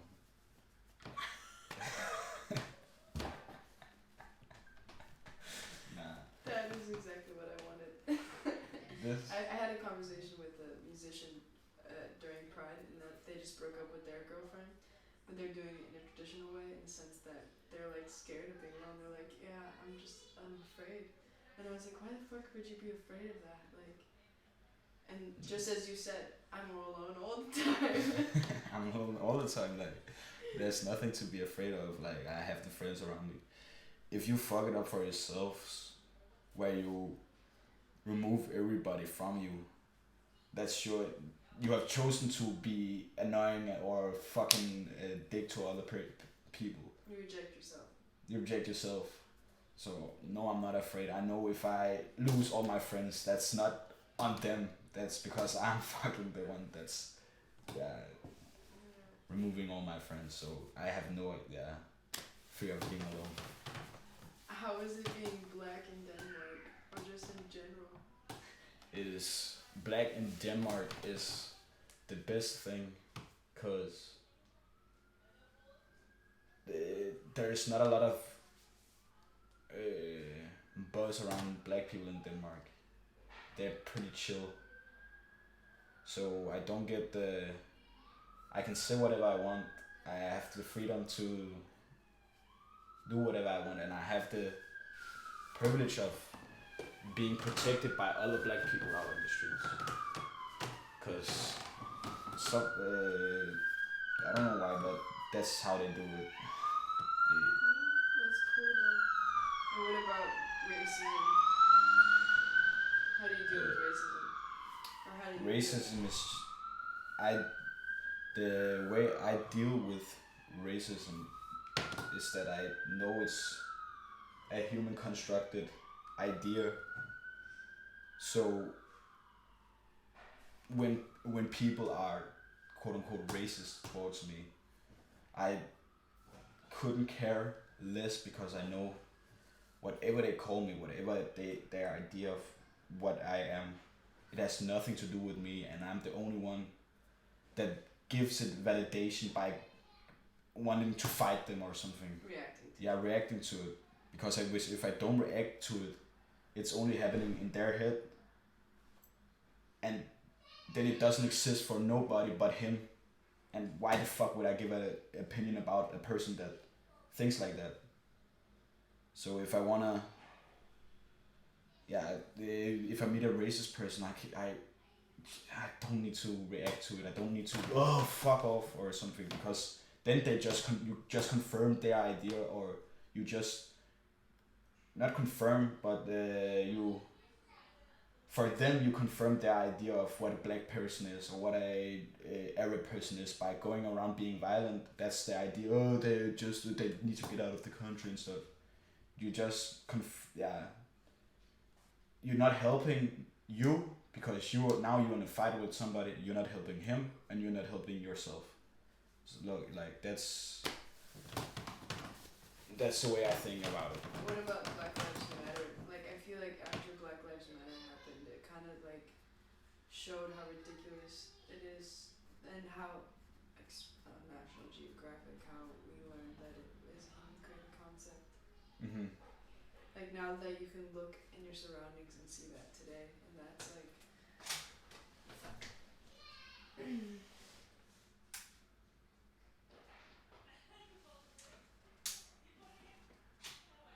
We're almost done, by the way.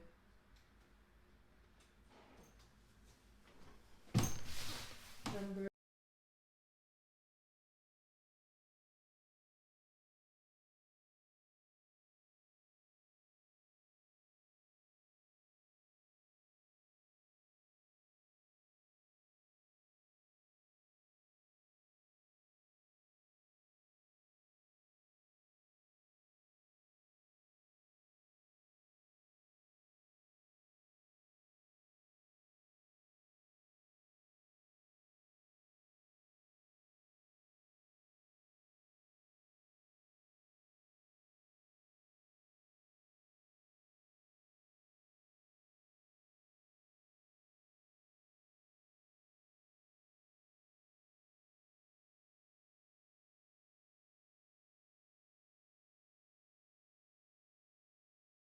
I don't know if I'm bleeding or anything, so whatever.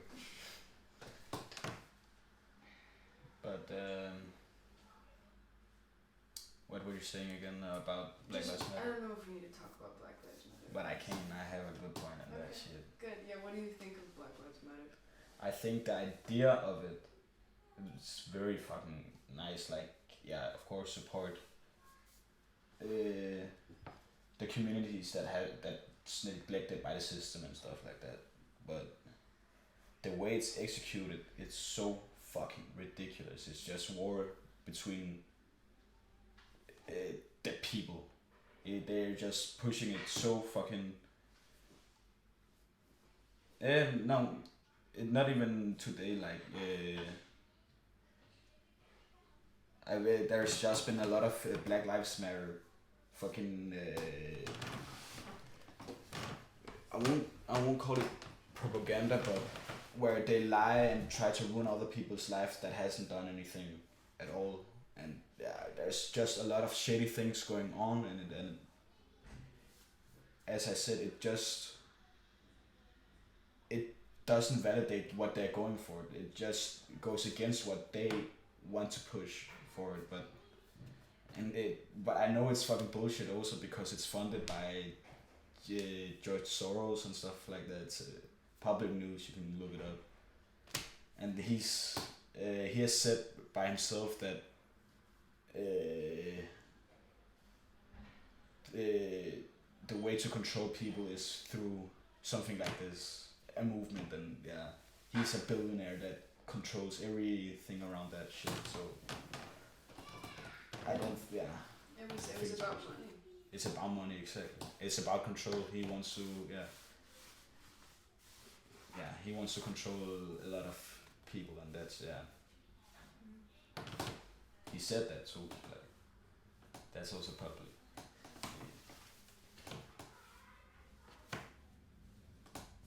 Would you ever have like not wanted to live this way? Like, could you ever imagine yourself in a different life? I've imagined myself in a different life a lot, but I don't want to say that I didn't want to grow up in this. If I grew up in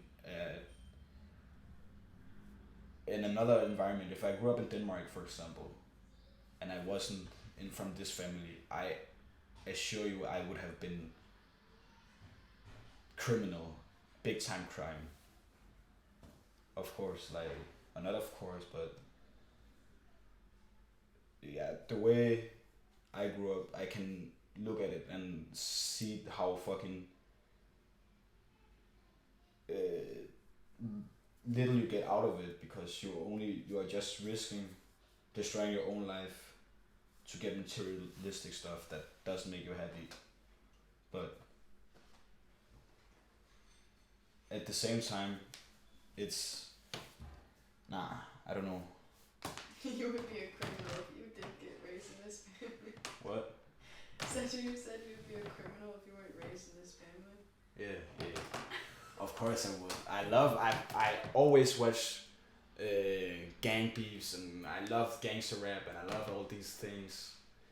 But I'm so far, I don't wanna live this life because it's only if you are a gangster you live in constant paranoia, constant angst, constant beefs, and you wanna show everybody that you're cool, and it's fucking sad. And you risk your life every day you go out the door, and yeah, it's ridiculous, but that's why I don't wanna. Unnecessary.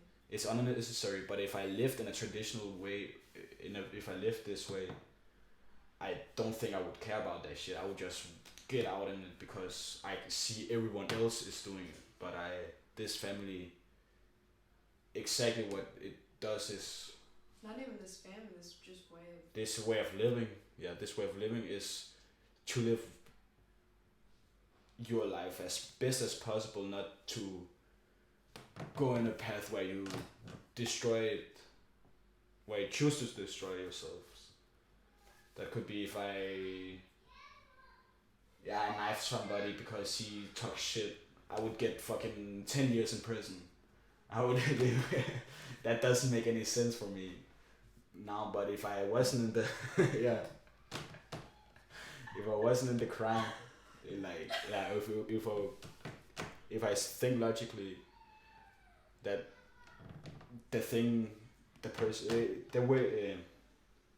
this way of life makes me think that, or not makes me, but I can use it to, if I was in the same situation, one talk shit to me, I can just fucking ignore it because I know it has nothing to do with me.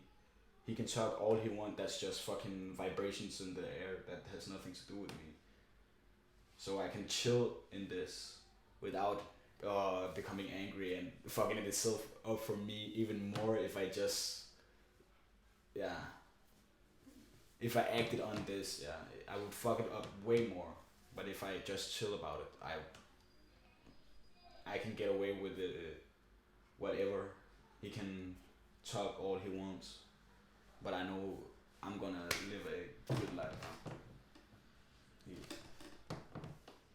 I actually love that. I didn't know where at first we were going with the gang stuff, but then like that actually evened out pretty well. And it's the same thing with racism, because that's also in the gangs and stuff. Yeah. It's just like if it doesn't go through my head, I neutralize. So that leads me to, do you use the methods? Do you live the methods? Yeah, when I'm here, it's difficult to do it out in the streets because no one gets it. They think it's weird at first because they haven't experienced person that actually lives for themselves. That's mind blowing, huh? Nah. So for a lot of people, it really is. So I chill over there, but when I do participate in this traditional way of living, I still have it in me that I know what I'm doing. I know where it leads to. So I'm trying to just keep it in the form where I can be happy in it, and not keep on doing it until I fuck something up for myself. So I can participate in all the fucking parties and whatever, but without fucking itself up for me. You create like a space around yourself. Almost. Yeah, and if I run into a problem or something, I just try to distance myself from it. So instead of, and that's not because I'm a very, very, very like when I do it traditionally, I'm a very angry guy. I can't get. If somebody is unfair to somebody or is over, what is it called, harassing somebody, if I don't do it in the nice way, I will just snap and jump on them and create fucking damage around me and other people too, because it's not nice to watch people in fights or something I've experienced, but at least for me, it's much better to try to create as little unpleasantness around the people around me, and therefore the people around me. Yeah, if you know what I mean. So you're the problem child? In this family, I am. Yeah. But I won't say that I'm the problem side at all. No. I'm the solution man. No. You're the cell evolved organizer. Self-evolved organizer. And that brings me to T-shirt. Do you want to say anything about T-shirt? Nah, cause that it ain't exist.